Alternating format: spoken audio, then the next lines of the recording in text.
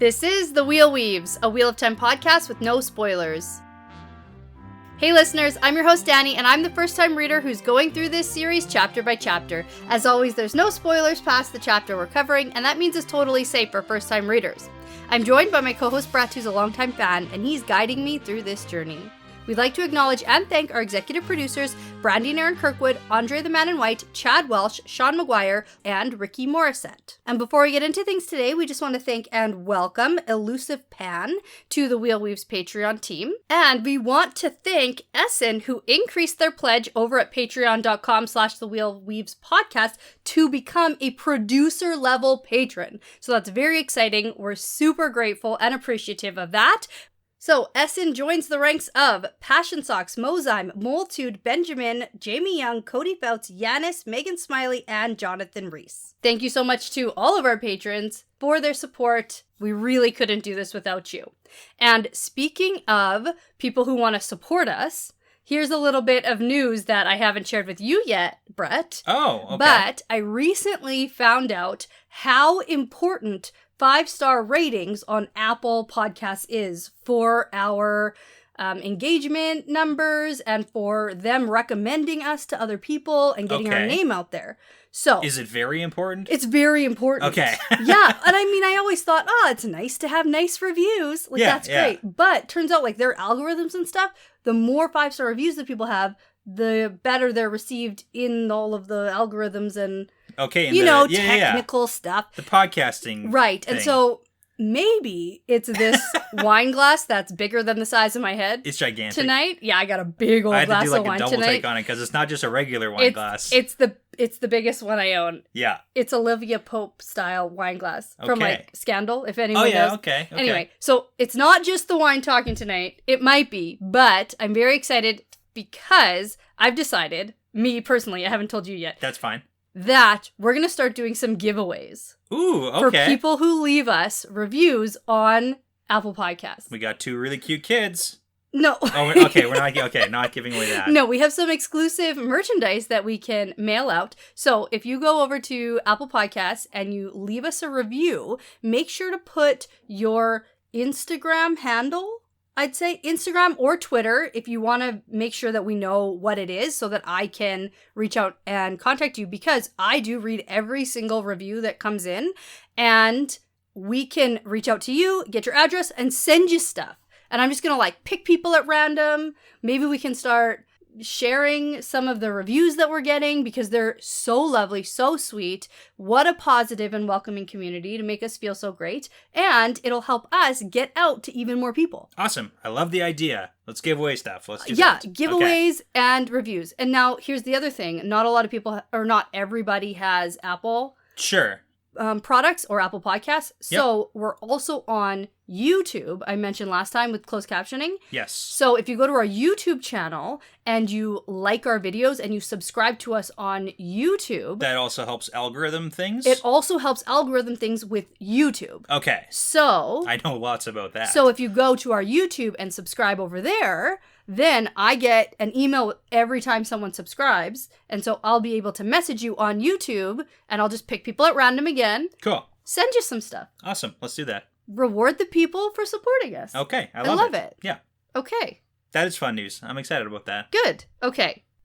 And before you start your fun fact, it's important to tell the people that we are on video tonight for our $6 tier, our second tier patrons. Yeah. They get an exclusive private link to our YouTube video so you can see episodes, us in the fun shirt I'm wearing tonight. It's so summery. It's got palm trees. It's new. It's great. You bought it. It's great. I always do. When was the last time you bought yourself a shirt? Years and years ago and years. I feel like it's just implied if you have something new. Of course I bought it. That's funny. Yeah. Okay. Go. Do the chapters thing. Oh, God. Right. Okay. Right. Okay. Well, in this episode, we're talking about chapters 40 and 41 of The Fires of Heaven, and we're 5 minutes into the episode. All right, here we go. So chapter 40, we've got the best chapter title, The Wheel Weaves, and chapter 41 is The Craft of Kin Tovere. And that's what I'm going with for pronunciation because I think that's what it is in the audiobooks. Yeah, it's similar. It's something like that. Kin Tovere. Okay. Something, yeah. So, let me get into a fun fact because we get to find out exactly what the craft of Kin Tovere is. It's a telescope. Yeah, so the fun fact is about what he calls it, though, which is the looking glass. So this is a little bit kind of like convoluted territory, as per usual. But from what it seems, Kin Tovere is building a telescope. So... You mean he's already built it? Oh, yeah, he has. He built it. He Okay. built and is currently... He's assembling the second one. Yeah, he's doing like a freaking Hubble telescope. Whole thing here, Yeah. whole thing. So, okay. Now, the first official documentation of the invention of the telescope can be traced back to about 400 years ago in 1608 in the Netherlands. Okay. But the technology with lenses is about like 4,000 plus years old. It's just not as, sure about what people were making with the lenses and everything like that. The reason 1608 is important, that was like the first patent for a telescope. But there's basically, when they first started making them, they were very basic styles called refracting telescopes, which was just a series of lenses, either convex or concave, like curved or whatever. And then it took about 60 years until Isaac Newton invented the reflector telescope, where you have the mirrors. And those ones are typically a lot more powerful, and they usually have the side pieces that you look into, and they're like the big long ones there. Yeah. Okay, so those ones are usually more powerful. But... the reason why this is all interesting is because Kin Tovere calls his telescope a looking glass. But in reality, the term looking glass is never used to refer to a telescope. Okay. Yeah, so it was actually, a looking glass was like the original term for a mirror. Okay. Yeah, I it's actually like- do think I knew that. Go and look in the looking glass. You look Yeah. into the glass to see yourself. To see yourself. Yeah. So looking glass was the upper class way of saying it, and then the word mirror was like the middle and lower class way of saying it. Okay.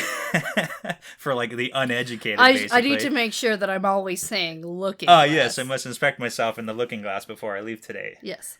So it's very possible that Kin Tovere is using mirrors, and that's why RJ is using the term looking glass, but the common terms we use are just telescope or spyglass. That's what like pirates use. I was gonna say, I thought the looking glass was like the one the pirates use. Exactly, and that's kind of what it looks like Kin Tovere is building, is like a big style spyglass. Yeah. But it's looking glass, mirrors, fancy, okay. So, plus more powerful, and we'll get into that when we see it. Cool. Yeah. Cool. I bet you're wondering how far can you actually see in a telescope. Not really. I bet you're wondering. Are you gonna tell me? I'm gonna tell you when we get there. Oh, when we get there. Okay. Yeah, okay. not now. So I was like, is this over yet? Nope. Okay. It's never over. Okay. So last time we were hanging out with Tyler. Yeah, that was a lot of fun. It was fun. And so we had run into Uno at the circus after Elaine's tightrope act. And so Nynaeve chased after him. They went and met Massima the prophet. Mm-hmm. And just as they were leaving, they were spotted by Galad. And turns out Galad's following them. And that's where we pick up here. Yeah, they were like trying to run away from him, basically. So doesn't work. Didn't work. Spoiler alert. Oh no. Okay. So chapter 40 is called The Wheel Weaves. Love it. Yeah, and that's not the first time we've heard that. No, I have a reference to the last time too. Oh, is it Dragon Reborn? I'm not sure. I wrote it down in my notes. I didn't specifically look it up though, for like how many times we've seen it. It's later on. I have the information later. Oh, later. Yeah. Oh, when Nynaeve says it? Yeah, as we're going through it. But it's a chapter title. Yeah, we'll get there. Okay. Let's just go with it. Or The Great Hunt? Let's just go with it. I'm not very good at that. I know, but it's important. It's important. I have a thing about it. I don't like that. Okay. I have a thing about it. We'll All right, talk so about we get the chapter symbol, the sunburst, which is the white cloak. Yeah. Sunburst, and we, our next chapter symbol is also a sun. Yeah. Remember when I mixed them up? Yeah, that was the worst thing you've ever ever done. That was a long time ago. That was a while ago, though. I've learned since then. This is the Galad sun. No, it's sunburst. the white cloak sun. Galad is a white cloak. It's not the Galad sun, though. Mm. No. Anyway, so we enter in our Nynaeve perspective. Nynaeve, Uno, and Regan are trying to get away from Galad. She just got a peek of him last chapter, and she's berating herself for being a fool for running around Samara. Yeah, and just like for the record, the Shyanarans here, Uno and Regan have no idea who Galad is. No. And Nynaeve is not filling them in at all at any point here about who he actually is. Well, there's not much time. No, there's that. not. But like, I think that they understand that this is someone she knows. And when they have an interaction, it's clear he is somebody that she knows. Yeah. So Nynaeve is worked up enough over all of this to be able to channel, but she knows that that's a really bad option because of the whole like Moghedien Black Azure thing. We know. Plus, she's angry that she even needs to rely on these two men for protection. Yeah, we get that over and over again. Yeah, too, with but her. then she thinks about how this is probably why I said I have warders. Yeah, amongst many reasons she's been in where she could use a warder to come and save her. I know that. Do you know that? I know that. She doesn't know it. So all of their evading and darting around down alleys has not worked, and Galad finds them in the alley that they've holed up in, and Galad appears there. Uno and Regan draw their swords because it's clear that Nynaeve is trying to get away from this guy, and it's very dramatic on how they line up too. Way, and Regan like shoves Nynaeve further into the alley, like behind. Yeah, they do like a 1-2 situation where one's in front of the other, so even if Galad kills the first guy, then he's still got to get through the second guy, so hopefully gives Nynaeve time to escape. But yeah, let's talk about what Galad says, because I gotta well, he says, "I don't want to kill either of you, Shynerian." And then he like kind of looks past them to Nynaeve and goes, "Will you let me talk to you? Don't make me kill these men." Yeah, okay. So, like, let's talk about how arrogant he is. I got basically 3 points here. Okay. 3 points. Number 1, could he kill Uno and Regan? Do you think that Galad is, he clearly thinks that he's good enough. Do you think he's actually killed, like, these are seasoned Shienaran warrior men who have years of experience. I know, but he's good. He is. We do get that he's like good. Warder trained. Sure. Right? We get that he's good. The issue is, I just have such limited knowledge. Hypothetical, take a stance. Yeah, I think that he could do it. He could take down 1 and 2. Okay. Number 2, if Nynaeve says, "No, I don't want to talk to you, go away," is Galad seriously going to try and cut his way through the both Shienarans and then say, "Okay, now will you talk to me that I've murdered the 2 guys you're with?" I don't know. Okay, and then number 3, he also... We're just going to keep moving through these questions. Okay. Hypotheticals. Okay. He knows she can channel, and he doesn't know that she's not willing to channel because of the whole, like, I'm being chased by Moghedien thing. I think that he's really, really desperate to find his sister. Yeah, okay. Yeah. So it's I think that's what this all comes down to. I don't think he's, like, logically thinking through all these steps. Okay, that's kind of like the thing. I think that he's on his first level right now. The first level is try to just get her to talk to me. Sure. Second level is kill these guys and then deal with whatever happens. Because it's just such a funny thought process. If they start fighting and he's like losing, will he run away? Yeah. Will they chase him down? Like, it's a whole thing we could get into, but it's not even necessary because she says, "Fine. I'll talk to you. Let him through." And she definitely doesn't want a fight to break out because all of the passerbys are, like, noticing this standoff. Yeah, and definitely, like, they're not trying to interfere in any means, but... No, but they're noticing it. They're going to go talk about it, so there's going to be all of these rumors about everything going on here. So Nynaeve doesn't want this fight to break out. So she tells Uno and Regan to just let him by. And before Galad can start questioning her, Nynaeve takes, upper hand. A little bit. She does, yeah. And she says, "What are you doing here? I thought you were headed to Altara." Yeah. And he was like, "That's what I should be asking you." Yeah, which is also like, why? Why do you get to ask her questions, Galad? Like, who are you? I was going to help them. And they ran away. Why are you running away from me? Yeah. I just want to help you. Yeah. No, it's kind of hilarious, too, because he does take that lighthearted side of things where it's like, I should be asking you, but I guess I'll answer. He doesn't seem to be angry with Nynaeve. Yeah. But he says he'll answer, and turns out he did have orders to head to Saladar. Yeah, there we go. In Altara, but... it changed because of the prophet. Yeah. And that's when her face goes all funny and he's like, what's wrong with you? Are you okay? Yeah. And turns out she's finally remembered that Saladar is the place to be. Yeah, so there we go. And I said, great. And gold star for me. Yeah. Because at the end of last episode, we were bantering a little, having a conversation, and I said, Nynaeve needs to remember Like now. She needs to remember. And you guys were like, oh, is she actually going to though? And I said, yes, she's going to. These women need purpose right now. Okay. They need purpose more than anything. And she's remembered, and now they have a purpose. Yeah. Thanks, Galad. He's the reason why she remembered. I know. As much as we hate that. It doesn't even matter. It doesn't. But yeah. Yeah. But gold star. Yeah. To me. Good job. Thanks. So then Galad starts asking why Nynaeve is here. And why would you even run away from me? And why would you come to here of all places? Like, what the hell is happening? Yeah. And then his eyes go to Uno and Reagan. And he mentions the prophet was rumored to be Shinerian. Yeah. You haven't gotten yourself mixed up with that guy, have you? I noticed these two guys are Shineran, so it's like, what about that? Yeah, and then he's like, these guys aren't the prophet. Yeah. It's a whole back and forth. Like, he's super condescending towards her, and it's all terrible. And Galad doesn't win points in my books in this chapter just because the way he interacts with her. It's like, it's really, I don't like him Galad here. the White Cloak? Yeah. Who's trying to control Nynaeve and Elaine? Yeah. Doesn't get points here? Okay. Oh, cool. Okay. No, I'm just saying. But it's like the way he's Insightful, Brett.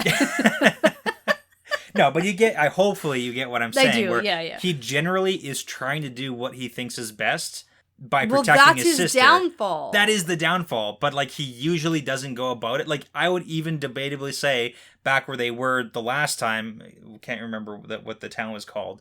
But regardless, he was a lot... Yeah, it was, I can't remember my total name, and they mention it again in here. Sienda. That's the one. I was going to say Sienna, but I was like, that's wrong. Sienda, but I could even argue that he was better about how he talked and presented himself there than he is here. Because he was like trying to not even like bring up attention amongst the other white cloaks he was with. And he told that one guy who was like trying to hit on the girls to like, kick he was trying, stuff, so. But... Yeah.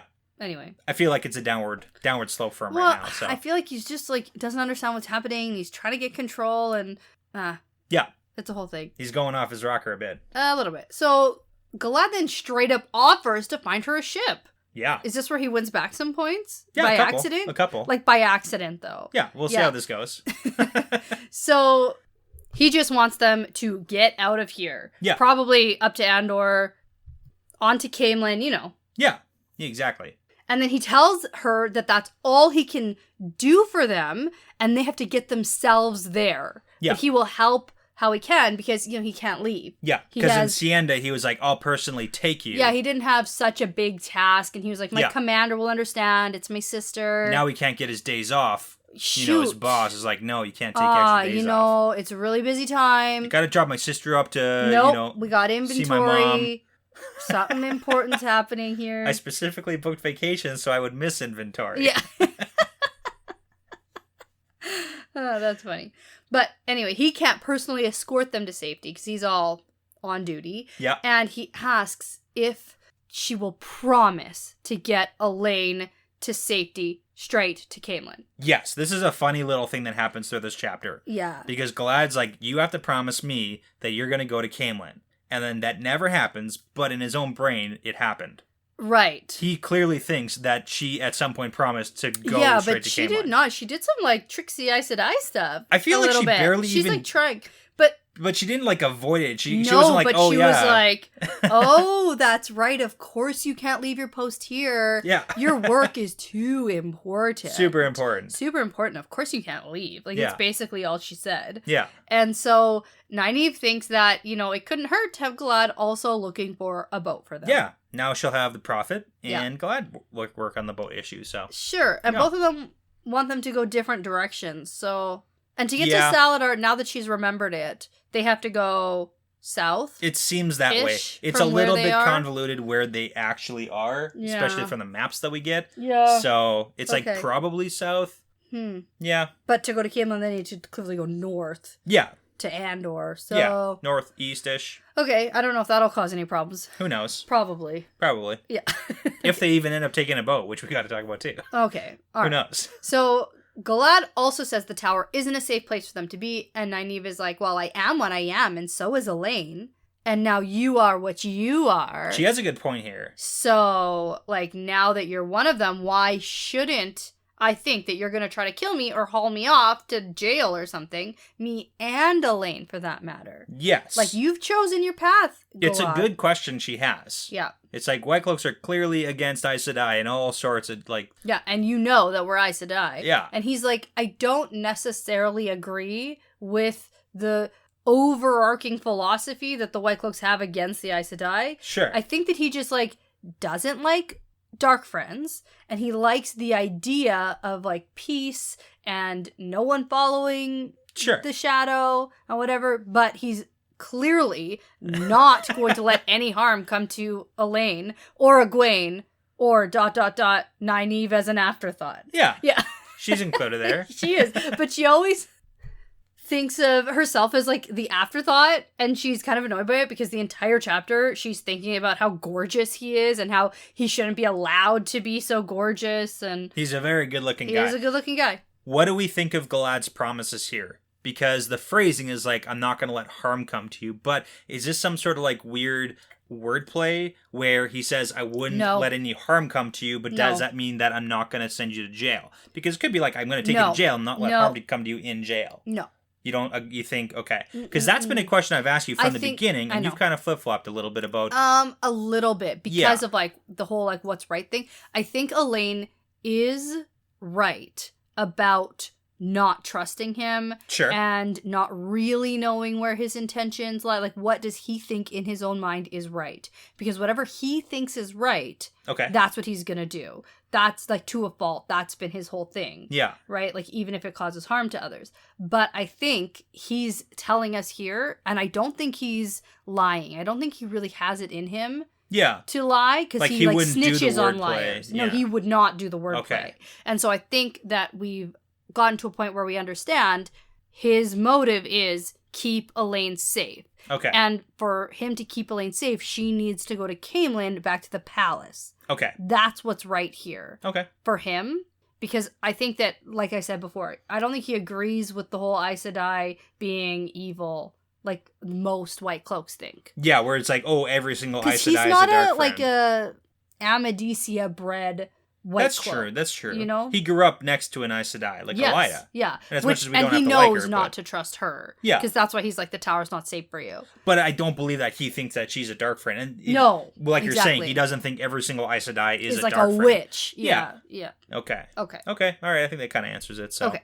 Galad then asks where her and Elaine are staying, and he'll send word as soon as he finds a ship. And Nynaeve is a bit hesitant to tell him, understandably, which, you know, makes sense to me. So we go through, you know, about a page of like a back and forth of Galad getting frustrated that she's not giving him any information, and then swears by his mother's name that he won't bring harm to them. So almost like shaking her, like, what do you want from me, woman? Yeah, he also keeps casually mentioning that he wishes he knew where Egwene was to keep her safe too. Yeah. I think that's just... He mentions her name a few times. Yes, he does. So Nynaeve finally decides that Galad probably won't betray Elaine, so she tells him that they're staying with Luca's show.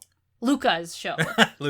I know. In my notes, it's Lucas. Yeah. But I didn't see the apostrophe, and it's like Luca. Gotcha. Lucas. Val and Luca's show. Val and Luca's show. Yes. Yeah, and he's like, what? The menagerie? I can't believe it.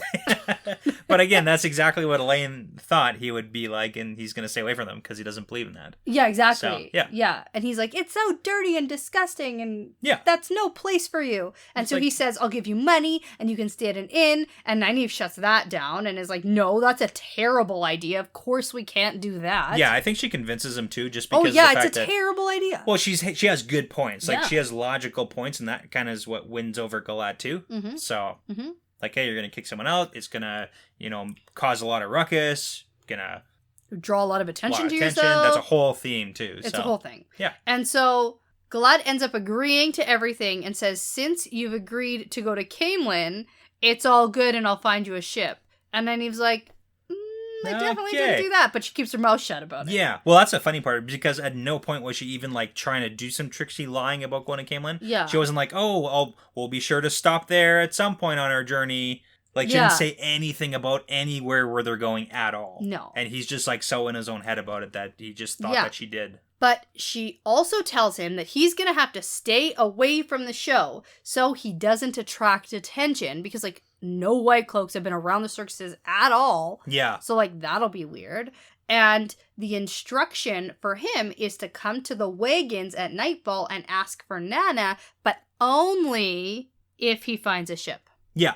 And he's like, okay, weird, but okay. Yeah. But again, logical, it does make sense. Yeah. So the conversation wraps up, and before he goes, he gives Uno and Reagan a whole long speech about protecting Nynaeve and keeping them safe. Yeah. And, you know, if he doesn't, he'll find them both and kill them. It's so dumb because it's like they're protecting her from you. Yeah. Like you're the guy that she doesn't want to be around. Yeah. She's clearly with them. Yeah. So... Yeah, but it's like the whole... You don't have no idea the situation. Like, zero. It's like the big man ego. Yeah. Don't let harm come to her or else. Yeah. It's just the worst. Oh, man. So it's a big whole show of, like, who's the bigger man, and then he leaves. Yeah.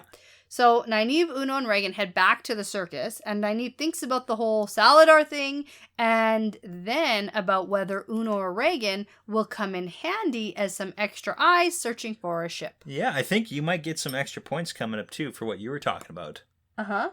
Well, because I think it was last episode when we were talking when about I was Uno like, they're and going to Reagan. go with them. Yeah, and you're like, why not? Throw them into the mix, too. Like, what are they doing? I'm always for a good tag-along, Tina. You could come, too. Hey, the wheel weaves, right? It's part of the pattern. Part of the pattern. That's right, that's right. Yeah. In the Wheel Weaves chapter, it's part of the pattern now. Are these guys all part of the pattern too? I think some of them might be. Like all 15, though. That really threw me off. Yeah, I did not we'll anticipate that. It doesn't seem like it's all 15. It's like almost 15. Yeah. Nynaeve gets caught up on the 15 thing, so we'll see what actually plays out. It seems like all of them. Okay. So, Nynaeve asks if the Shinerians are still staying because of the whole, like, Missima thing. Yeah. And, you know, or is it because of Galad? And she's like, I want them to stay. I don't know. Well, okay, it's the whole thing where she doesn't want them to be with her because anybody else said so. If they're going to be with her, they have to follow her rules. Okay. Yeah. That makes sense. Yeah. And Uno's like, well, does it really matter? We've got nothing better to do. And so we're never going to see Shinar again, basically. So we might as well just like go to Tyr or wherever you're going. Yeah, keep in mind, these are the guys who swore to Rand in the mountains. Right. So they're already... like, yeah, we'll go where Rand is. Exactly. So they've already committed to be like Rand's followers. They're kind of sick of this prophet business. They are. They agreed to follow Rand, but it's the whole Missima isn't Rand business. They're just going to like sneak out the back way, and hopefully Missima is just too caught up in everything he's doing to like not notice that they're gone. Yeah. Although I do feel sort of bad because Missima did seem happy to see them. Like that's all he has. It's true. But he's gone way off his rocker. I don't think it matters. It's no longer their fault that they're abandoning you. Oh, no. It's Missima's fault. Oh, yes. Yes. Plus, they're like all the way literally across the world from where they are to where they would go home to Shinar. Yeah. They would never get there. It's very far. Unless they found a waygate and an Ogier to help them. Yeah, that's no big deal though, right? Yeah. I bet they're probably going to get back there. To Shinar? Yeah. But they're not going. They don't intend to. There's like... I know, but there's a bunch of stuff happening in the Borderlands. Okay. Yeah. Okay. So, I mean, I'm just throwing it out there. Cool. And I'm going to forget it in 3 seconds. For sure. But maybe. Okay. Maybe. It's one of those things. It's kind of like one of those things where I'm like, oh, Loyal's going to go see the Two Rivers at one point. Yeah. Right? Yeah. And it's like, oh, he got there just with the wrong person. That's true. That's true. Okay, we also have the issue that comes up about Nynaeve thinking about when she does get to Saladar, she's just going to be accepted again. Oh, yeah. Like, that's a whole train of thought that goes. And then it's, like, gone out out of her ears in, like, half a second. Right. And that's going to be an issue, too, for Elaine. Like, if they actually do end up going to Saladar, they are not Aes Sedai. I know, but it's more important. Their mission to help Rand is more important than their stupid little egos. Well... pretending to be full Aes Sedai. But consider this, too. If they go to Saladar and they're accepted, will they ever be allowed to leave? That's a real consequence that they won't be able to help Rand if they can't go. I'm really not concerned about that. No, okay. And the whole helping Rand thing is getting the message to the Blue Aja to help them. Okay. Help Rand. And I'm really not too concerned about these women being, like, held by these other, like, They got too much going on. They're relatively incompetent from what we've seen. Help me help you help Rand. Yeah. And then they're just gonna like leave. I think that they're gonna just leave. Okay. I don't know. Okay. Promise not to escape. Yeah. And they'll pull like a Swan and Lyanna. And that's where Min is too. I hope they all just stay put for now so that... Because I really, really still want this meeting to happen. Like, I'm still hopeful. Like the big reunion. I'm hopeful. Okay. And then Elaine and then Gareth Bryn. Oh, yeah. That's going to be a sad story. And then Elaine's really going to be like, what the fuck's happening with my mom? Where's my mom? Oh, man. And then... Well, no, because Morgaze is already trying to help herself. Yeah. I can't keep track. Well, she's trying to find Gareth Bryn right now. I know. But she's going to his hometown. Oh He's my not God. there. It's a mess. Oh, no. Oh, goodness. Okay. Okay. Well, here we go. Yeah. So Nynaeve decides that they're going to be useful to keep around, so she makes them swear, basically the same thing that she made Tom and Julian swear. That they'll, that's the whole, listen to you her. listen to me, you play by my rules. Yeah, not take your own orders from rules. me, not anyone else. And they do. And Reagan says, the others will probably be fine with this too. Yeah, I thought, oh my God, the others? Yeah. Okay, I got information for you. Okay, because we get the whole conversation, and she kind of like tunes it out because in her own, she's got like her own little thought bubble going of Nynaeve my with own private army. Yeah, just like surrounded by Shi'ar men. Oh this my goodness, sounds fantastic. I can do anything now. I can do anything I want. Yeah, because she's like, maybe I don't even need a boat. Yes, but I'm just gonna go in my wagon with my whole personal army. Yeah, and then she's like, oh my God, how many hams do 15 Shi'arans eat? Exactly, and then she's like, oh, I gotta dip into the jewelry. So they got tons of money still. Like they got cash. I know. So, but the whole conversation about there's 15 of them, and there's a few who probably won't come because they're in kind of too deep with Masema. But when we first left in the Great Hunt from Faldara with Rand, like these are all the Shi'arans who like Rand went to go hunt for the horn. Yes, I know. Do you remember how many left? No. Okay, so it was about 22 because we had Ingtar. Oh, I thought you were gonna say way more than that. No, 22. It was Ingtar and his bannermen and about 20 soldiers. Right, and Ingtar's dead. Ingtar's dead. He was a dark friend. Right. But then he had a redemption. He did. He had the best redemption ever, I remember now. Yeah. So, yeah. I remember. Okay. Yeah. And now there's only 15. Okay. All right. Yeah. And then, he's going off about how, like, they died. Some killed themselves or something, and some other things happened. Some got in a fight. Someone, like, probably, like, fell off a cliff or something crazy. And, like, or, like, threw himself off the cliff, I thought. Yeah, it's this whole thing. And then Nynaeve's just, like, not even listening. My own private army. Yeah.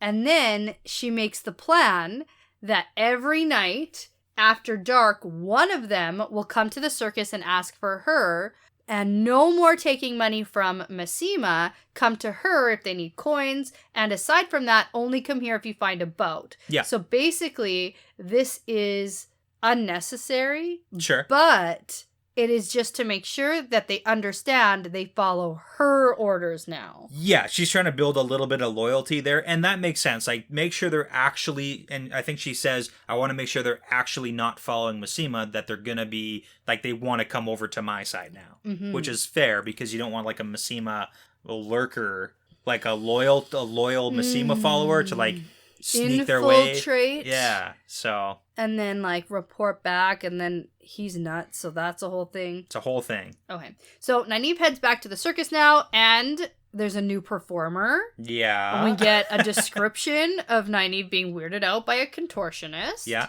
And this is like a half a page of just, this is the RJ flexing. Oh, and it flexing. Reminds her of, like, what Moghedien did to her. Well, I was going to say it was RJ flexing his writing skills on explaining what a contortionist looks like to someone who's like... Next chapter 2, I actually do have a point about him flexing his skills in writing, describing perfectly what it's like to look through a telescope. Yeah. Like when you're jumping around, it moves too quickly. You know, it's a whole thing. It's fantastic. Now I don't have to bring it up later. Okay, phew. I probably will. But then all of a sudden Elaine and Bridget are in front of her. And oh my God, you just said Bridget. Oh, Brigida. I can't believe you did that. Oh my God. Whatever. Classic blunder. Oh my God. Okay, whatever. Sorry, everyone. So Nynaeve thinks about how, unfortunately, there's still daylight left for her and Brigida's act. And they talk about the new performer and leopards, and Elaine says that either the Prophet or the White Cloaks whipped up a mob because there might be a, quote, woman who wears a shawl somewhere. And I just said, oh, yeah, we already heard about that. It was White Cloaks. Well, and again, we don't know if that was like the same woman, but it could be the same. It seems that way. And it basically tore apart an entire circus. And so there's like some riffraff of performers who trailed here that Luca picked up. Yeah, and Luca got some probably discount leopards maybe. So maybe, and a contortionist. Yeah, that's Muellen? Sure it is. Muellen? Why not? Yeah. I didn't... Muellen. Okay. So then it comes to the topic of Nynaeve disappearing, and they had heard everything from a bald-headed man carrying her off over his shoulders to her kissing a Shinaren while traipsing away with him, and Luca went after her with a couple men, saying, so she likes rough men, does she? Well, I can be rough. Yeah, this is so good. And then also Tom and Julian went into Samara to search for her. So they have like, and that's bad. A bunch of search parties out looking for her, and now she's just back. And at what point are they gonna like give up their search? Oh my god, I don't know. I think that Tom and Julian will probably figure it out faster than Luca will. But how do you feel about Luca? It's been a back and forth about does he actually like her, and now he says, oh, so she likes rough men. I can be rough. Like, he seems like he's trying to win her over somehow. I know, it does seem that way. Luca's not a bad-looking dude. I don't think that has anything to do with it. I think she's into him. I don't. She likes his calves. Yeah, but who wouldn't? That's different. That's different than actually liking somebody. She doesn't like Galad, but she can't stop thinking about how gorgeous his smile is. There's something to be said for that, too. No, there is not. Oh, my goodness. No.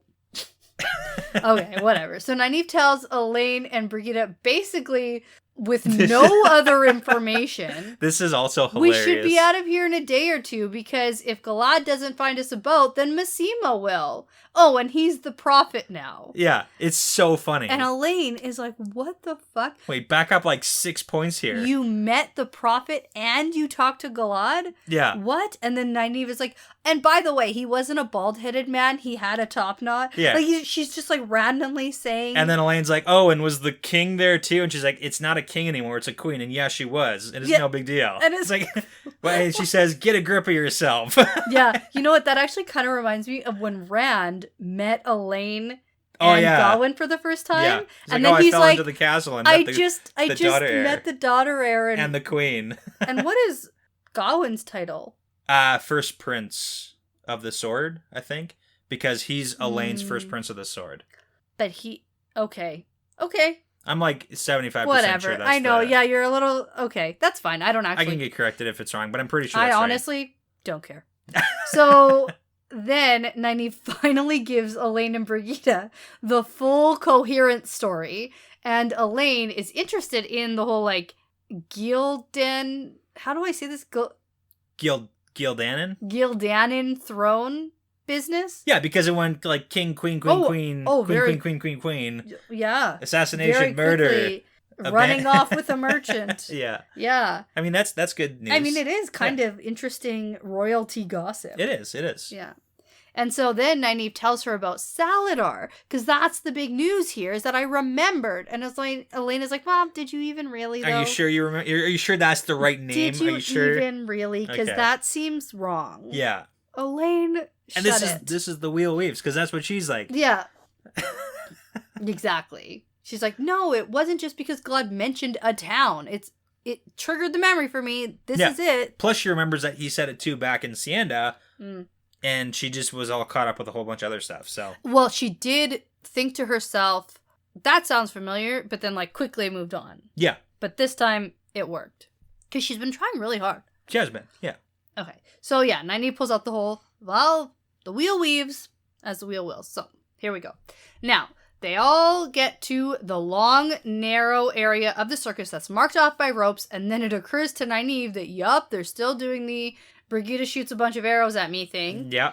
And Nynaeve even tries to, like, sort of talk them out of it, and she's like, hey, Luca won't even know if we don't do it. Yeah, he's gone. He's going to be gone so long he won't even know. He won't even know. Yeah. And that doesn't work.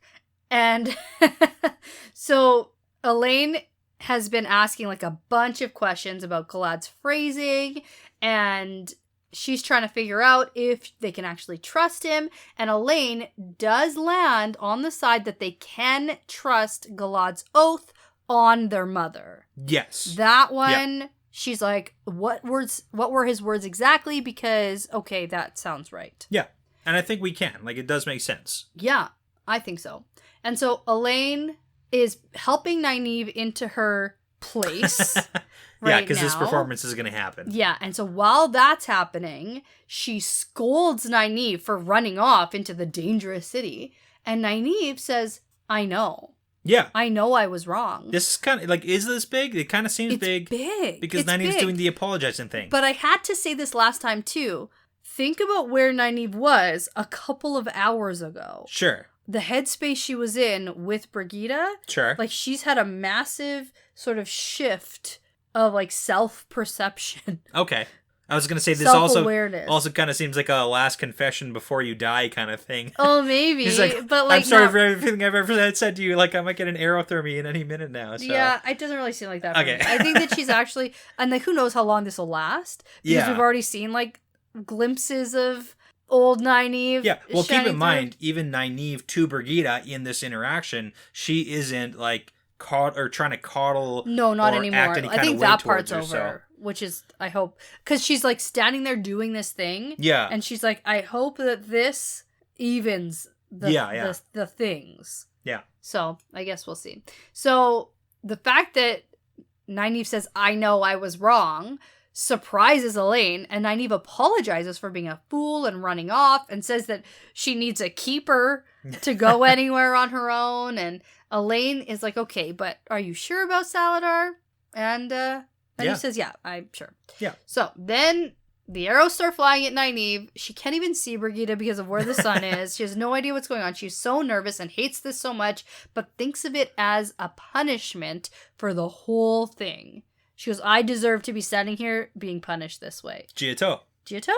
That's right. Full circle. That's actually what I was going to say. Yeah. That's because that's what I said. I know, that's why. You said that. That's why I was going to say the thing that I was going to say. It's like the atonement. So, also the note that she thinks about, Brigida is far away because it's 100 paces, but the men of the two rivers compete at twice the distance.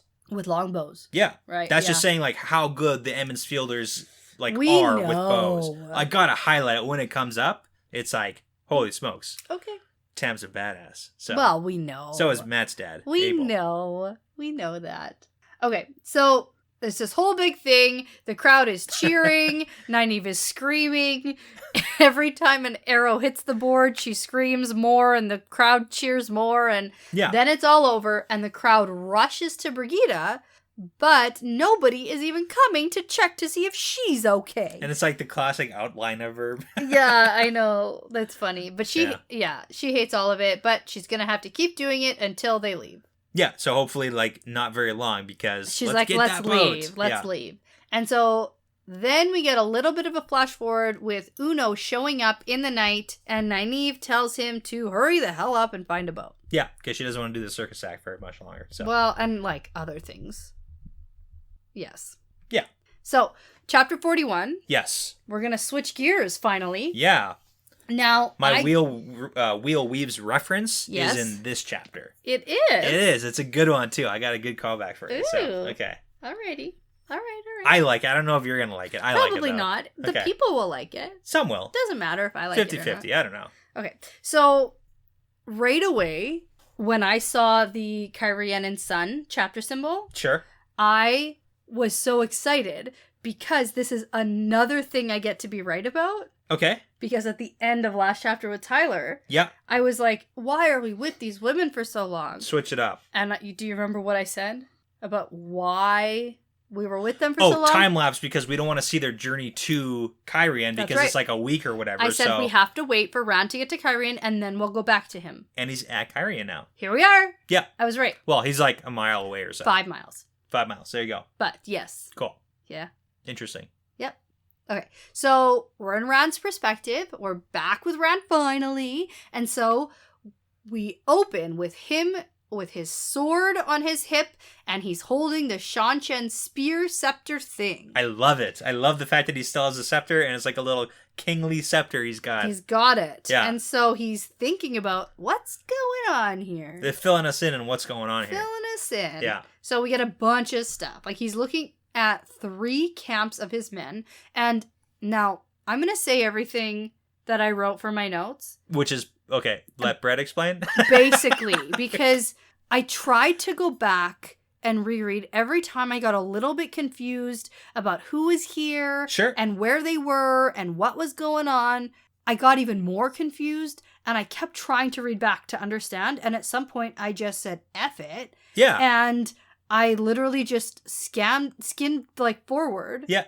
To where we weren't talking about all the camps that were there. Okay, perfect. Well, I got the notes on it. So it's good. It's okay. Good. Now, okay, let me see like if I got some things. Sure. Okay. Because I tried. Okay. But you go until you can't, and then I'll pick up. Okay, so there's these 3 camps, and these are like the Kyrians and Terrans? Yes. Okay, but they all don't like each other. Yes. Okay. Yeah.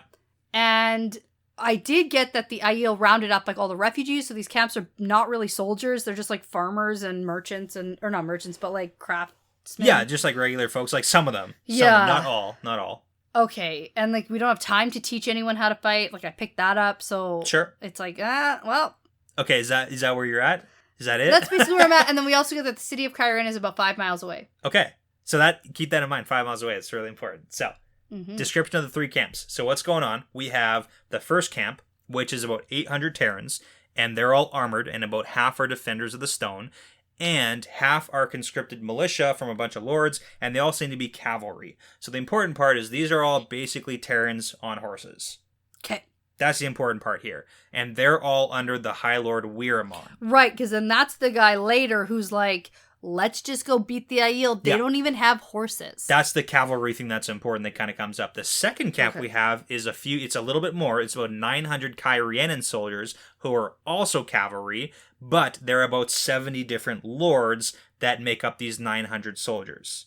So it's like barely, because there's the whole Kyrianan Civil War thing. Yeah. So it's like, first one is a bunch of Terrans on horses. Next is a bunch of Kyrianan on horses, but from a bunch of different houses, because all the houses are broken apart now. So it's like everyone's a little bit like, I don't know who I'm working beside. Okay? Yeah. And then the last camp is infantrymen. Which is? There's about over 1,700, because it's more than the first 2 combined. Okay. But it's just like foot soldiers.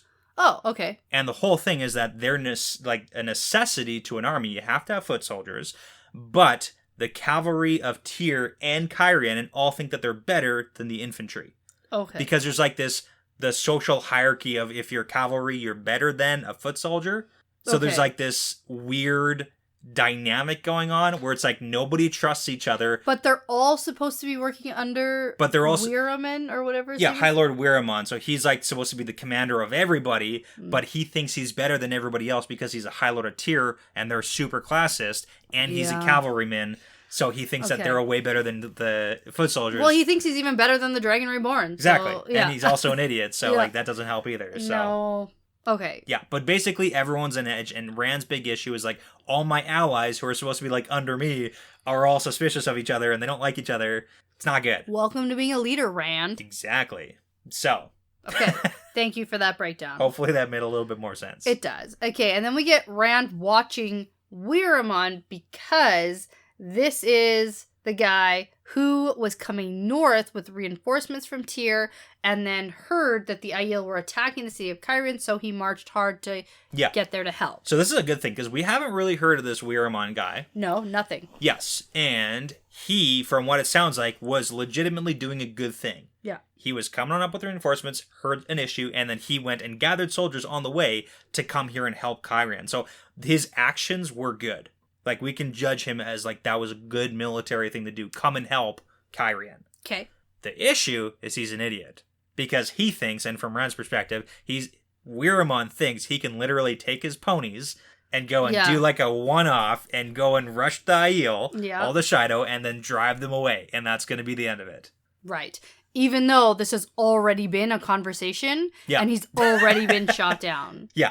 And so he starts talking to Rand again about this, and I know that this has happened multiple times because of Rand's reaction. Yeah, where he like tunes him out. He just ignores. He like doesn't even give him any attention. And Weiramon just keeps talking. Yes, he does. Yeah. Yeah, and he's like well, of course we can beat the Aiel. We have horses and they don't. Yeah, of course we're gonna. It's like you're gonna get murdered. Oh if you, my god! And if so you Rand do cuts this. him off, and he's like, "What about news from Tyr?" Yeah. Okay. And so this is like where I think I picked up and started reading and actually made sense of Okay. what was happening. Okay. Yeah, that's probably the important part. So. Right, and I picked up on some stuff here. Okay. So apparently, Ilianer pirates are raiding the coast, and there's attacks on the plains somewhere. Yep. In Tyr. Plains of Moredo. It's like right there between Ilion and Tyr. The Plains of Moredo. Oh, okay. Yeah. So there's like stuff happening there, and Rand knows that whatever it looks like, this is really Samael in Ilion pulling the strings. Yes. And then I had a thought back to the Alliance meeting plan. It's all part of the plan. Where basically they want to lure Rand to Samael. Yes. So. Remember the big part of that plan? Someone close to Rand is going to have to die. And it's going to be like intentionally Samael, so Rand gets all crazy and goes to fight Samael, and then the other ones linked, the Forsaken who are going to be linking together, are going to attack Rand while he's distracted, trying to fight Samael. I just think, no. I was just thinking about who's going to die close to Rand. Oh, okay. And I thought to myself, no, never mind. I don't want anyone close to Rand to die. Really? Okay. What do you mean? Why would I want someone close to Rand to die? I don't know. Sometimes you're like, screw this person. Yeah, Kill right him off. now, no. Okay. No, I don't want them. I like them now. Okay. I don't think anyone's going anywhere. Because I was trying to think through, like I literally was going through the names of the people who are like physically close to Rand right now. Sure. And no thank you. Okay. No thanks. Just no. Not even his like new Aiel buddies? Maybe. Oh, there it is. There it is. But like that's not close enough. Like that won't do it. Really? Yeah. It's got to be like an emotionally close. Yeah, it's got to be like Egwene or like Abienda. Sure. And like that's obviously where Lanfear's head's going. Okay. Right? Yeah, I get that, yeah. So like, yeah, she's like, oh yeah, kill someone close to him to get him riled up. But really she wants just like the women in his life gone. Yeah. So like I could see that. And it's like, pfft, good luck. Ex-girlfriends, am I right? Yeah. And so like, I don't want any of that to happen. Okay. And I don't think that'll happen. So, Okay. no, I don't want to talk about it. We also get the name of the king of Ilion. Oh, yes? Matt and Stepaneos. Oh, I missed that. Yeah. Completely. Matt and Stepaneos Den Bulgar. Oh, jeez. Because Ilion has a king and the Council of Nine. Right, it's a whole thing. It's Except terrible. Samael is like one of the guys, so he's in control. Right, But okay, so anyways. now I do have a question for you. Sure. Because Weiramon says they're all fighting under the Golden Bees. Yeah. But isn't it Samael and the Golden Bees? No, Ilion. Ilion and the Golden Bees. Ilion and the Golden Bees. But what were the people, like the Dark Friends who were attacking? Yeah, we're saying Samael and the Golden Bees. Oh. Samael's in control of Ilion. And they really want Rand to know. Okay, let me tell you, my brain. Okay. Because they were yelling Samael and the Golden Bees, I thought that was a Samael specific thing. Okay. But it's an Ilion thing? Yeah. Because I was like, how does Weiramon know about Samael's Golden Bees? Okay, yeah, no, that's just the Ilion's. Because I thought that was like an Age of Legends thing that No. Samael like went by. You know No. how they all have like Yeah. weird things? No, I get it. Okay. Because I just wrote, I don't know, period. And then, Okay. Yeah, nothing weird, and it's like, Okay. oh, Weiramon is Samael in disguise or something. No. Or Or just working like with a him. dark friend or something. Yeah, okay. No, That's it's where not. my mind went. Okay. Is that Weiramon's a dark friend working with. So if Sam. that's what you're going, you went about it for the wrong reasons. Way wrong. Okay. But like maybe. Who knows? Maybe you're right, but you're not right for the right no. reasons. I'm wrong, but I just didn't know that Ilion was Golden Bees. Yeah. Okay. That all goes back to That the plan where it's like, make sure Rand knows that it's definitely Samael. Yes. Yeah, exactly. That part I did pick up on. Okay. Cool. Okay. So Weiramon is still going on and on and on, and then Rand tunes him out, and there's a bunch of maidens now surrounding them on this hill. Nobody likes Weiramon because he's an idiot. So. Yeah. And so it doesn't seem like the AL trust Weiramon very much, which makes a lot of sense. It's like fair. Yeah. Fair. Me neither. So when Rand is standing here tuning Weiramon out, he's really just thinking about his whole relationship with Avienda. It's so funny because we get like a page breakdown of this Oh my too. god. And so now that they've done the deed, she actually smiles at him, something like a friendly But one. friendly. But doesn't like scowl all the time. It's like a Yeah. definite improvement. Yeah. She hasn't really lashed out at him, except for one time when he brought up marriage again. Yeah. Whoops, don't do that. And now he knows definitely not to do that. And she's less careful about undressing in front of him. And she still sleeps in his tent with him. Yes. But it is sleeping separate. Yes. Although the maidens don't think that. Because of the whole Asmodean thing. Right. And Rand is worried that Egwene is going to find out. Yeah. Because she's not going to like that if that's... Yeah. And he's like, oh, I'm worried if Egwene finds out, and he thinks she must not know yet because she'd be yelling in my face at me about this situation. I need a prediction from you. Yeah. Has Aviendha talked with Egwene about this? No. Okay. Oh, no. Well, they're not. Oh, they're yeah, kind of but friends. not about this. Okay. Oh, no. Especially because Aviendha knows how close Egwene is with Elaine. And she needs to talk to Elaine. And Aviendha is like that whole, you belong to Elaine situation. Yeah. We did have Aviendha say, like, I need to talk to Elaine about this. That's my business, not yours. Yeah, but I also do agree with Rand that if Egwene knew, she would be. We would hear about it. Okay. We would be. He'd be hearing about it. Not us. It'd be like a middle name situation. Oh, yes. What's Rand's middle name? We don't know if he has Rand a middle name. Dragon Reborn Rand Althor. the Dragon Reborn Althor. You get your butt over here. Okay. I love this summarization of Rand's feelings. To summarize, he's way more stressed out about things, and Aviendha's way more relaxed. Yeah. Easy. It's so good. And I understand that. I feel that. Yeah. Where it's like, oh, things are way more complicated now. And she's way like, worse. oh, this is way better because now that's out of the way. Yeah. Yeah. And he's like, but now what? Well, I really do wonder what those circles, arches in Ruidian showed Aviendha. Yes. Because if it only showed her to the point where they do it. So here's the thing. And then she's like, cool, now that's done, we can move on. The way the wise ones talked about that was that you got snippets of your future of like all different things that can happen. Could happen. And then things can either fade from your memory or some things will stick with you. Some things will like you'll remember right when you're supposed to remember. So it's all very like wishy-washy. Like it's not a hard line like this is your future. So it seems like she thinks the whole like, okay, they got that over with. Yeah. Now they're good. Well, because remember what Moraine saw going through. No. Okay, we'll talk about that later. You mean where she saw that, like, sleeping with Rand was a bad idea? Yeah, exactly. Oh, yeah, okay, it's like I remember potential that. It's not like this is your future. It's like, these are things that might happen. That could happen, and here would the results be. Don't do this one. Yeah. Don't do that. Right. So, yeah. Okay. Okay. All right. One day, Rand is gonna finally understand women. Maybe. Not today, but someday. And maybe. Yeah. Okay. So the clan chiefs are having their own meeting over here, and we get some of the recap, and Rand is sort of maybe making new Aiel friends. One specific, we've seen him before. Mangin. We've heard him. Mangin. Yeah. He's basically like he's like Matt. He's like Aiel Matt. It's great. He wants to go hunt the Terrans. Yeah. He thinks that's really funny. Let's go bag some sheep. And Rand's like, there's no sheep around here. We're talking about some, Kyran or whatever, Terrans or whoever. It doesn't even matter. Yeah, but then Rand doesn't have time for women, and he certainly has no time for making new friends. Which is like... And little time for old friends, and he thinks that Matt worries him. Yeah, why? I was going to ask. Well, he's probably, like, keeping to himself a lot. He's got his memory thing going on. Got the weird stuff, weird business. He's got weird stuff going on. Because the last time we saw him, he was, like, crouching by himself, looking at the place, going, like...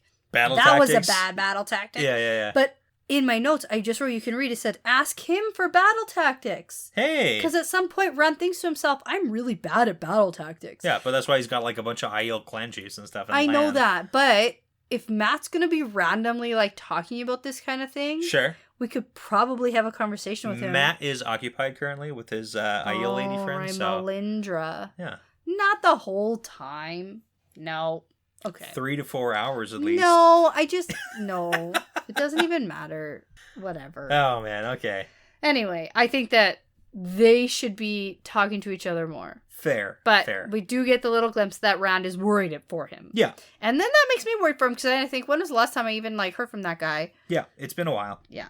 So Rand finally arrives at the highest part of the hill, and this is important because this is where a heavy wooden structure tower thing has been built with a wide platform at the top, and Moraine and Lan are here at the bottom with Egwene.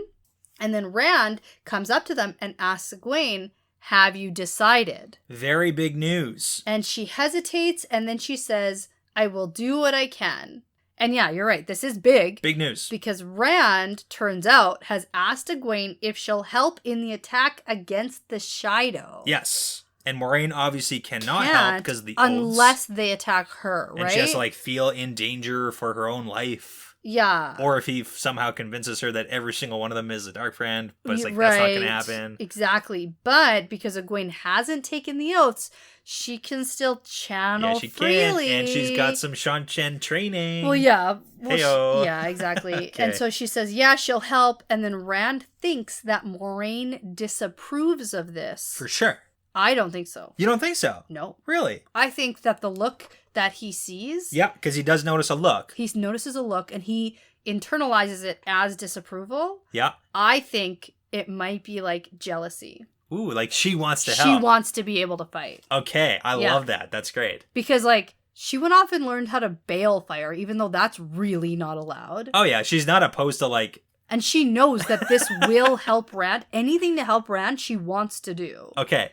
So besides, I don't think that she's disapproving of this. love that take. I love it. There's no way. That's so good. So this also is big news, not just because Egwene's like, yeah, I'm going to help, and the whole, like, Moiraine, whatever, but because Rand is planning a full-scale assault, and he is including the use of the One Power, not just from himself, but he's recruiting other One Power channelers. Probably Avienda as well. Avienda, How about all the wise ones who can channel? Like, is he going to go up straight up One Power the shit out of people? I sure hope so. The thing is, with the wise ones, we know that they don't get involved in battle. Because they can, like, literally... We've heard before they can walk through a battlefield and they don't get involved. He can ask them, though. He can make them see the...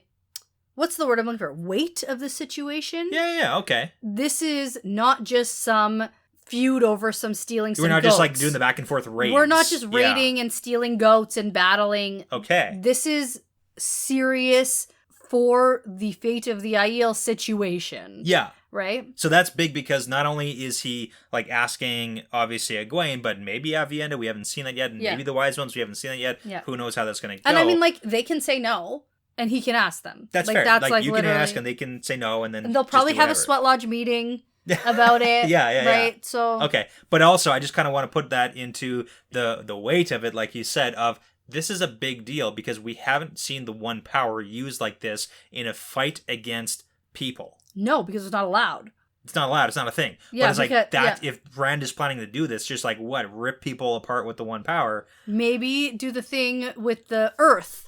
Shake them all up. Firewalls. Or just like what Moiraine did to the Trollocs. Sure. With the earth. Love it. Just do that to the people. It's like something to be said. It's different from him doing it because we saw him. But we do have to talk about this maybe later after we hear his thoughts on Couladin. Okay. Because he doesn't want to just like dump him in a pit. Sure. In the earth. Sure. You know? Yeah. Well, maybe. No, he doesn't.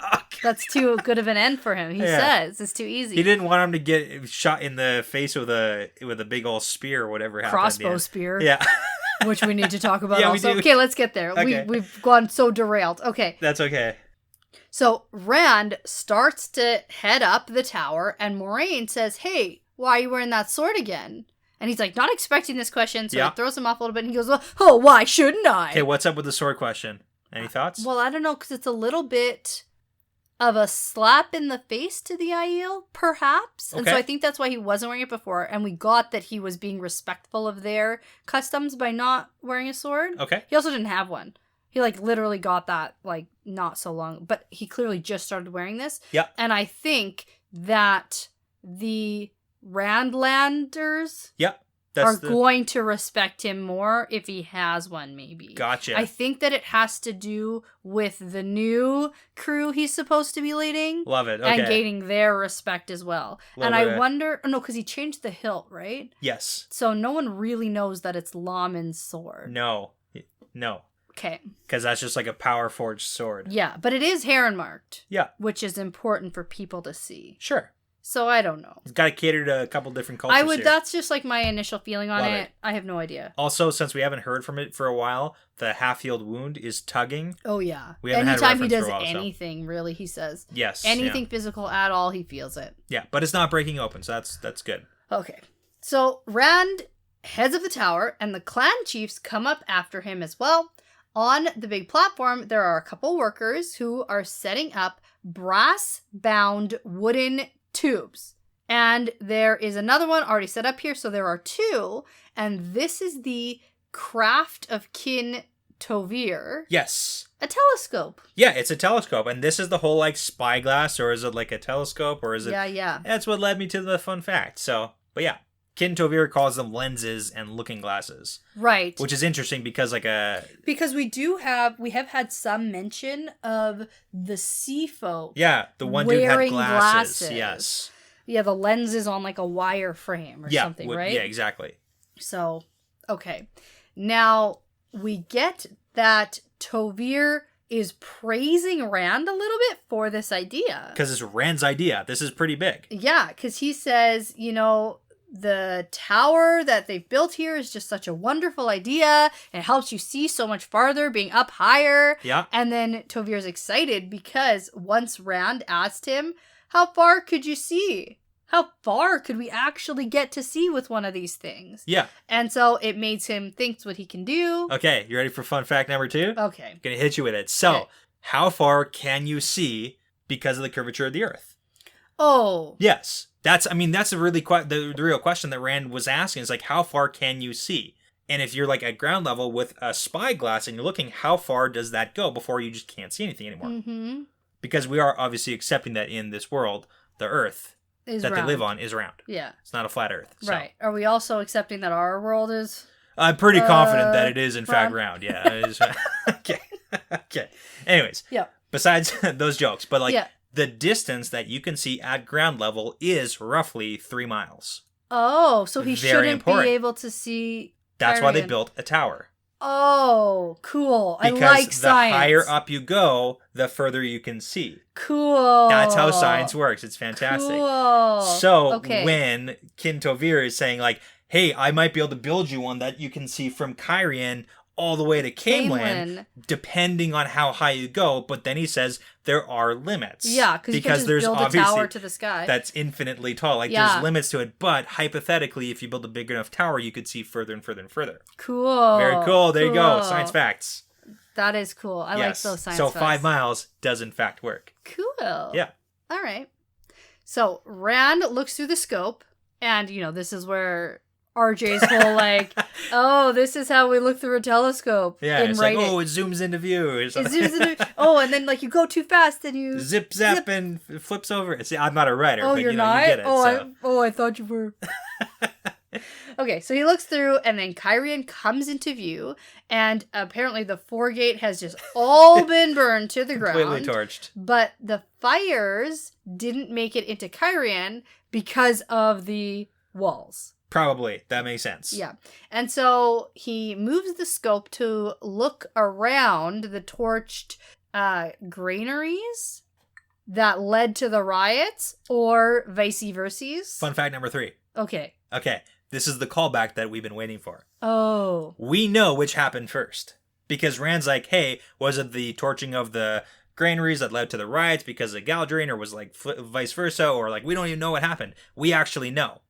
The riots were first, right? The granaries were being torched first because of that guy who got his head chopped off and got... Barthanes. Yes. Okay, so... Right? Because Tom looked out the window. I'm trying to, just before, I want to see if I can remember. Okay. Tom's like looking out the window and there's like fire. Yeah. Because the granaries are on fire. Yeah. And then Tom leaves and presumably assassinates the king. Okay. Yeah. It's less so presumably. Okay. But anyways, so the whole Galadriel assassination. So Barthanes got murdered because Rand was at that whole party. Yeah. Which Tom was there too. Yeah. And then he was the second most powerful. Barthanes was the second most powerful person in Cairhien. Yeah. Because the king's the first. Yeah. And then Tom goes back to his room, and that's when Dina was found murdered. Yeah. By the guys who were sent from Galadriel. But that's because Zira, the innkeeper, was like, hey, that's not Barthanes' guys, that's the king's, that's Galadriel's guys. And it's because Tom was with Rand. Exactly. And then Zira, the innkeeper, says to Tom, if you try to kill the king, you'll be dead before you get within 100 spans of him, if you even come that close. Yeah. And then Tom looks out the window, and the riots are breaking out, and the granaries are being set on fire, and then Tom takes off, purposefully out of the inn. Yes. And then afterwards, Galad got assassinated. So Yes. it's kind of like, Okay. no, but this is the fun fact number 3. Oh. That was from chapter 34 of The Great Hunt, which The was Wheel called Weaves. The Wheel Weaves. I was gonna, yeah, okay. Yeah, it's fantastic. Okay. The Great Hunt. There Okay, you go. okay. Okay. Very cool. Full circle. I love it. Oh, that is good. I know it was good. I was so excited about that. Okay. That is something to be excited about. Yeah. That all happened. I know in technically the Wheel we're in Weaves. like the crafted kin Tovere, but No. But that's great. yeah, I think it's close enough. It counts. Wheel Weaves, bro. In my opinion, it counts. Yeah. Okay. Let's keep going. Maybe because it's just in this episode. That's why it counts. It does count. It counts to us, and that's what matters. So. Okay. It's close enough. So Rand is still checking out the area a bit, and like then we get a bit about how Couladin is sieging. It's a siege of Kyrian. Sieging. Yeah. Kyrian. About how basically nothing is getting in or out. Yes. Short of birds and rats.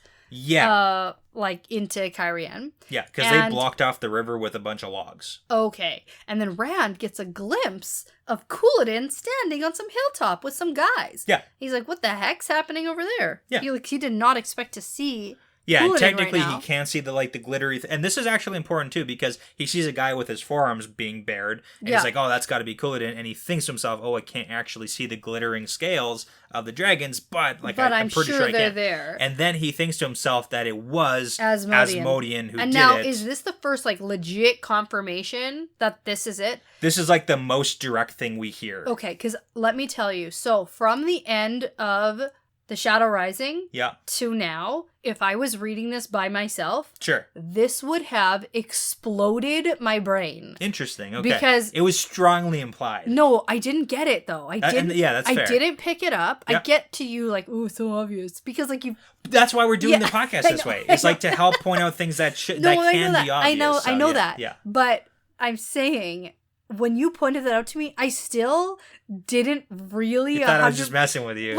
No, I didn't actually. But there was a small part of me that was like, I just don't.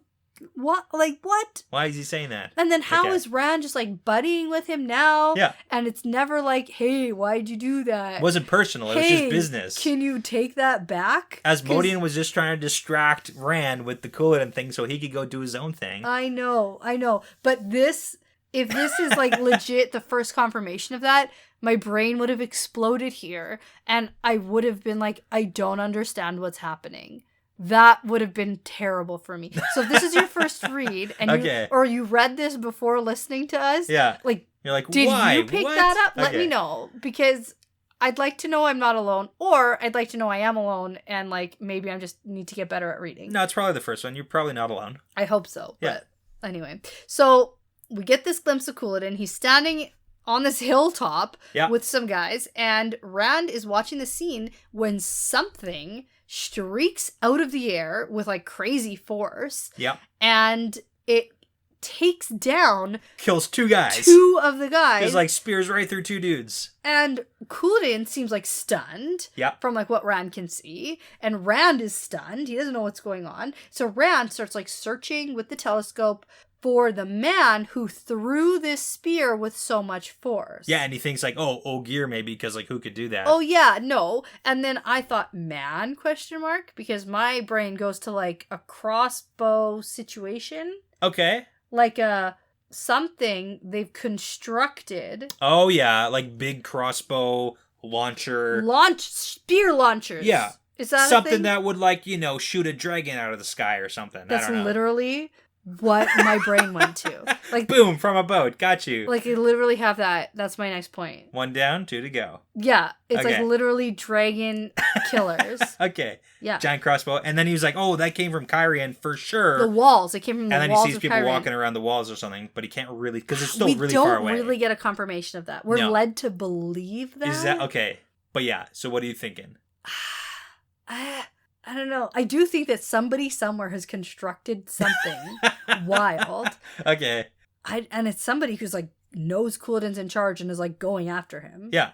I don't know. Let's gun down this guy, because they launch another one and they get another. I know. Shadow, so I know they do. Okay, so Rand turns to the clan chiefs, who's like taking turns. Yeah. They're taking turns on the other scope, and they're like, did you see that spear? And then we also get the reason for like the tower being constructed in the first place. Yeah. And it was only because the clan chiefs wanted to be able to see the battlefield like in real time and work out a plan of attack. Yeah, it's so a great that they all invention. don't just get like massacred. Yeah. Yeah. Like it makes sense. Like visibility of the field of battle. Like they don't know where they're fighting. Right. So. And so then Ruark says that another spear took a Shido, but it's bad luck because it wasn't Couladin. Right.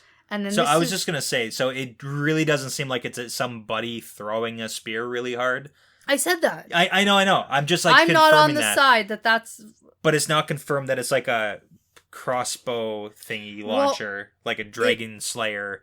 Well, if it's not that... Well, I'm also getting thoughts here, yeah. And I gotta say it because we're doing a video. So the way that Smaug gets killed. Oh, in The Hobbit. Yeah, in The Hobbit. Yeah, is I know like the Hobbit movie's better than I know. The big black arrow with the the launcher. So with the launcher, yeah, that's how you kill dragons. Turns out. Yeah, with a spear launcher. It's like the best way to do it, in my experience. Yeah, I thought you were gonna have other references now that we've already watched 2 of the Lord of the Rings movies. Sure, but anyway.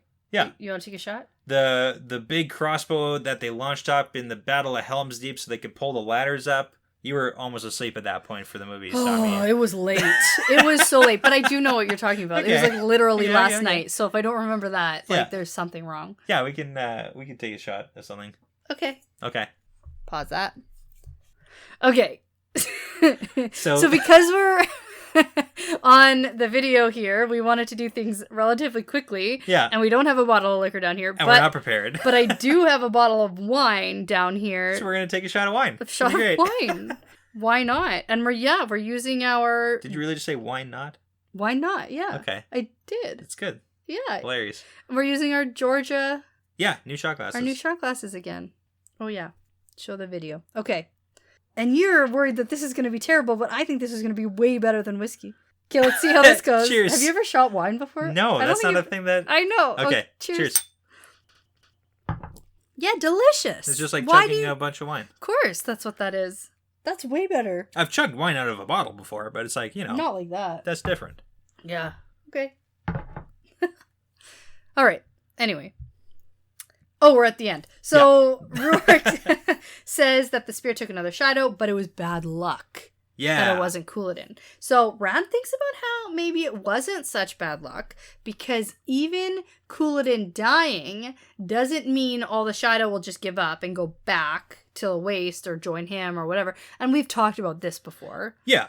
And plus, he thinks Couladin doesn't deserve an easy way out. So it's like taking a big old spear to the chest. Yeah, well, Rand thinks, I can be as hard as I can with Couladin. Okay, so first prediction I need from you is about the last chapter. Okay, well, that's the end of this chapter. That's how that ends. That's it. That's We're it. done. So, okay, what do you want to know? Okay, I want to know. Settle in. I want to know how are the women getting out of Samara? Are they leaving at all? Are they going to stick around? Are they going to go by boat? Are they going to go by wagon? And if they go by boat, who's finding the boat for them? Is it Masema? Is it Galad? Or is it her own personal army of Shynons? So my initial reaction is to tell you I have no idea. Sure, that makes sense.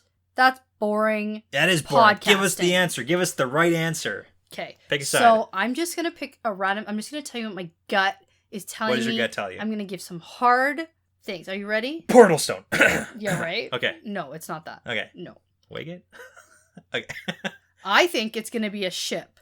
Okay. They're definitely leaving on a boat. Okay. Because they got to make a quick getaway, because I think that Luca is going to be like after them, and they got to go with all the Shynerians, and they can't just make a big scene parading out of there with all the Shynerians. That makes sense. Like, I just don't think that... Well, Mogedian's chasing them still. Well, yeah, and they need to get out of there fast, and they know that. Okay. So just like taking a wagon cross country, and they also have to cross a river, right? So like at some point, I actually have no idea. I have no idea where they are or what's going on. So, first prediction. By boat. By boat. Who's finding the boat for them? Masema, Galad, or the Shynarns? Like themselves. I don't think they're finding it themselves. Okay. That's just like too good for the girls. Yeah. I'm sorry. I would like it. Oh, that'd be nice. If they could just, like, get it's like, I don't need the Prophet or Galad. I'll find my own boat. I think... You gotta pick a side here. I want it to be Galad.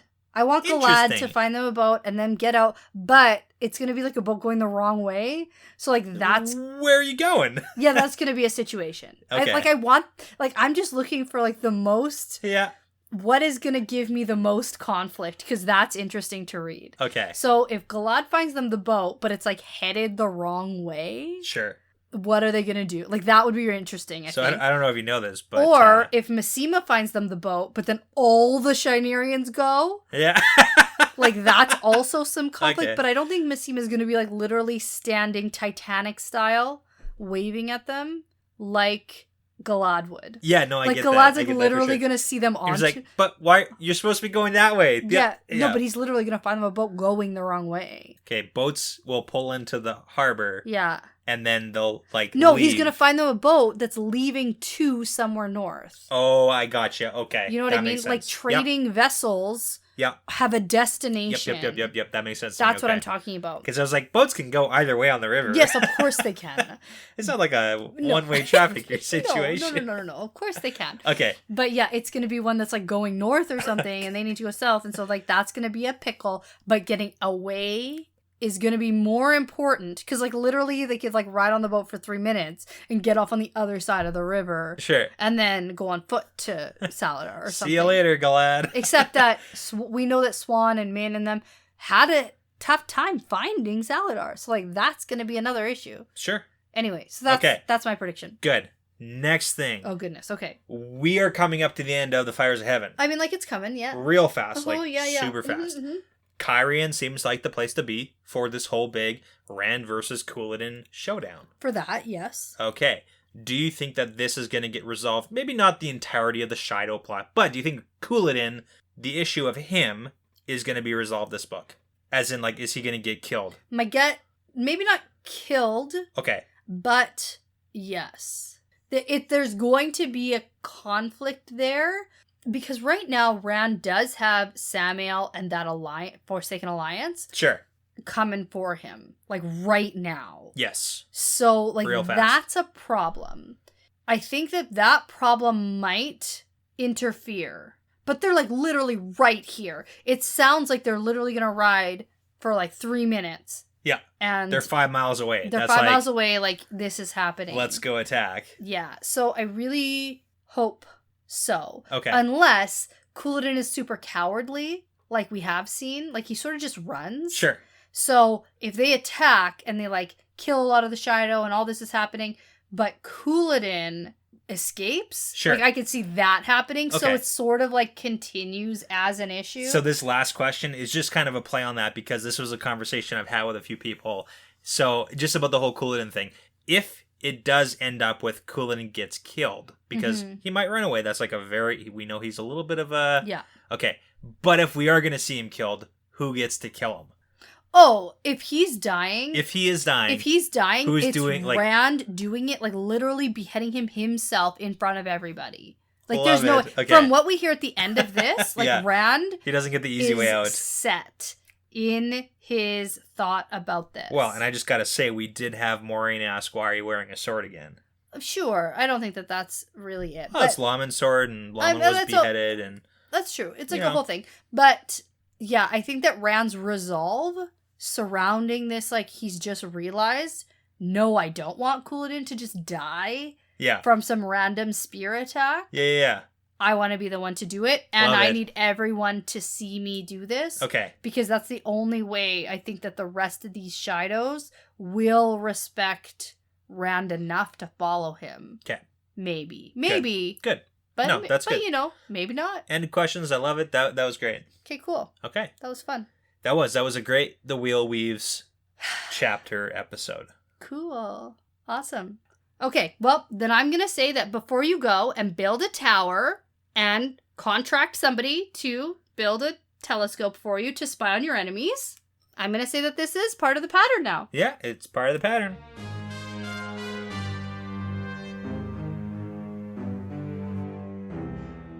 Thank you so much for listening to this episode. The Wheel Weaves is hosted by Dani and Brett, edited by Dani, produced by Dani and Brett with Passion Socks, Mozyme, Moltude, Benjamin, Michelle O'Brien, Jamie Young, Cody Fouts, Yanis, Megan Smiley, and Jonathan Reese. With music by Audionautics. If you're interested in supporting us and the podcast, you can head over to our Patreon page at patreon.com/thewheelweavespodcast. And for all things The Wheel Weaves, like how to get in contact with us, how to find our social media, how to join our Discord, how to send us really cool shot glasses, and for just general information, you can find us at thewheelweavespodcast.com. And as always, please remember to tell a friend about us, leave that 5-star review, and hit that subscribe button. Thanks again for sticking around to the end. This is really part of the pattern now.